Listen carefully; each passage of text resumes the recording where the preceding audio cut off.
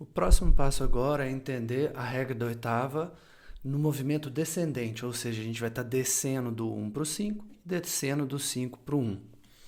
Então a gente tem esse movimento, a gente tem os mesmos pontos de apoio no 1, no 5 e o ponto intermediário no terceiro grau. E nós vamos usar o mesmo procedimento. A gente vai acrescentar tensões ou inversões com tensão e acordes com sétima nos graus antes de um ponto de chegada. Então aí a gente vai ver os acordes. Os pontos de chegada têm acordes sem inversão, com exceção do terceiro grau, que é uma chegada intermediária. O sétimo grau da escala, a gente está vendo aí que tem uma primeira inversão normal, e todos os outros graus a gente está vendo que são ou é segunda inversão com sétima, ou é terceira inversão, no caso do quarto grau. No segundo grau, a gente pode ter uma sétima também, ela não está escrita aí, mas ela pode ser utilizada. E nós vamos ver por etapas. Nós vamos começar pela primeira parte, que é do 1 ao 5. A gente está vendo aí que tem um 2 alterado no sexto grau, nós vamos entender exatamente o que acontece nesse acorde agora.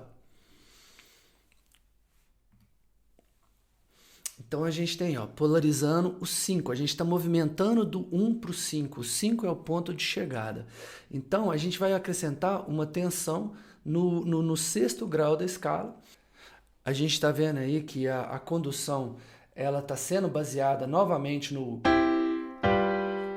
1, 7, 1, então a gente está indo do 1 para o 7 na ponta e nós vamos harmonizar em função disso. Então o que a gente vai fazer? A gente vai acrescentar um quinto grau em primeira inversão no sétimo grau da escala e depois um segundo grau em segunda inversão com sétima. A gente tem esse movimento. Eu vou ter que subir do 1 para o 2, né, na ponta, e aí eu volto para o 1 e vou para o 5. Então vou tocar isso de novo.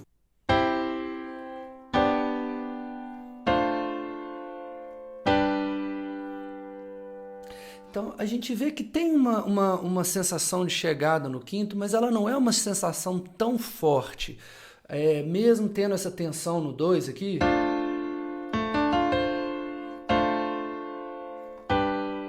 né? Ela não é uma chegada, um apoio tão forte no 5.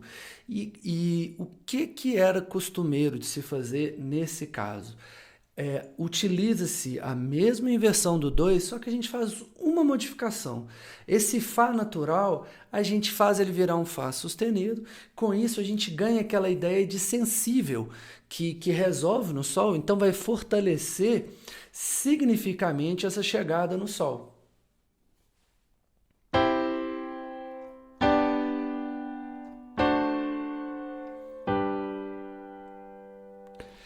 No fundo, é como se a gente estivesse fazendo um movimento 3, 2, 1 a partir do sétimo grau dessa escala em Sol maior.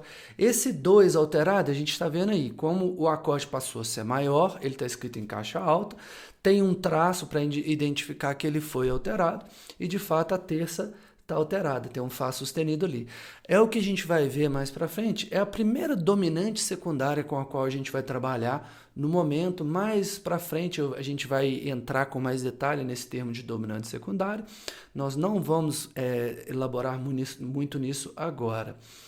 É importante entender que a ideia era polarizar o quinto grau, e para tornar essa polarização mais significativa ainda, os compositores utilizavam esse Fá sustenido no lugar do Fá natural, criando essa polarização um pouco mais forte.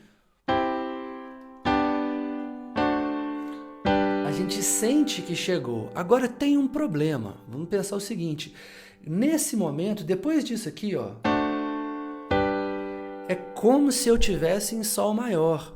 E é importante eu lembrar que eu não estou em Sol maior e eu estou em Dó maior. E o próximo acorde vem para provar exatamente isso, que a gente está em Dó maior. A gente está aqui nesse quinto grau e a gente vai usar o mesmo quinto grau com baixo na sétima.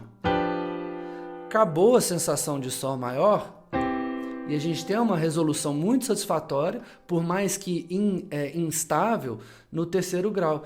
Então olha aqui, ó, o quinto grau a gente está harmonizando com o acorde na fundamental, o quarto grau vai tensionar essa chegada para o terceiro grau, como a gente já antecipou antes. Então a gente usa uma terceira inversão nesse quarto grau, um 5 com baixo na sétima, e chega nesse terceiro grau. E aí agora o próximo é uma segunda inversão, novamente no segundo grau. Essa segunda inversão poderia ter um acorde com sétima? Poderia, a gente tem que fazer um salto nessa condução, seria isso aqui, ó. 5, 5 com baixo na sétima, 1 com baixo na terça, 5 com baixo na quinta com sétima e resolve na tônica. Então a gente tem aí o movimento completo da regra da oitava descendente com uma terceira inversão nesse quarto grau. Aparenta ser complicado, mas como a gente viu, a mão direita nem mexe, ela fica parada nessa movimentação, porque a gente está partindo já de um quinto grau, então não é tão complexo isso. E esse acorde é importante porque ele elimina a sensação de sol maior que a gente tinha acabado de sentir pouco tempo antes. Então aqui a gente tem um movimento completo da regra da oitava descendente.